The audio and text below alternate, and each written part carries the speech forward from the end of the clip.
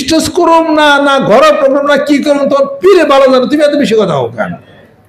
সবচেয়ে ওই নেতা সবচেয়ে বড় যার পিছনে লোক বেশি ঘুরে, কথা ঠিক কিনা? ওই নেতা সবচেয়ে বড় যারে ভোট মানুষ বেশি দেয়, ভোট বেশি দিয়ে এমপি হয়েছে, এমপি হয়ে পারতো না, কথা ঠিক কিনা? আজ আমার সমর্থনে যদি 5 কোটি মানুষ একখানে হয়, যদি কই সকাল থেকে বয়ে থাকে যদি, তাহলে বোঝা গেল এই লোক সৈনিক হয়েছে, কথা ঠিক কিনা? কন হয়ে যাবে ইনশাআল্লাহ। কেন হবে, কেন দৌড় দিবে, কেন আসছিল ও জানবো না, ওর বাপও জানবো না ইনশাআল্লাহ, মনে রেখে দুইটা।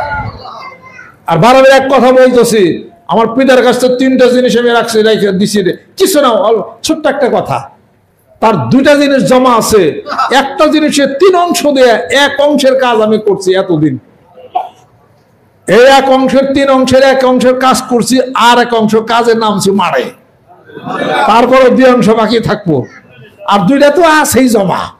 কি মনে করলো 2টা চালাইছি না ইনশাল্লাহ, তার রেলগাড়ি দেওয়ার ঘটনাটা কি? এটা মানুষ অনেকে অবাক হয়, কই এটা তো কথা হলো নাকি? কথা ওই তো সবাই লাগানো বেশি করে ইনশাল্লাহ। এরা মনে রেখে দিন, এটা শোনেন, রুহের জগতের, আত্মার জগতের খবরটা সব জায়গায় হয়। আপনি আত্মার জগতে যে গুলি করতে পারেন, এই গুলি 18 কোটি মানুষের আত্মার মধ্যে যাই লাগবে, লাগা শুরু হয়ে গেছে ইনশাআল্লাহ তাআলা, এরা মনে রেখে দেন।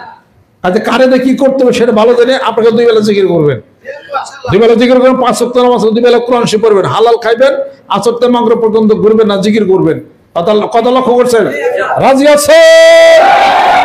আল্লাহ কবুল করে নাও, রহমত বরকত করে দাও, হাত নামান, দেখা যাবে ইনশাআল্লাহ তাআলা মাঠে ময়দানে। আল্লাহ পাক যেন কবুল করে নেন।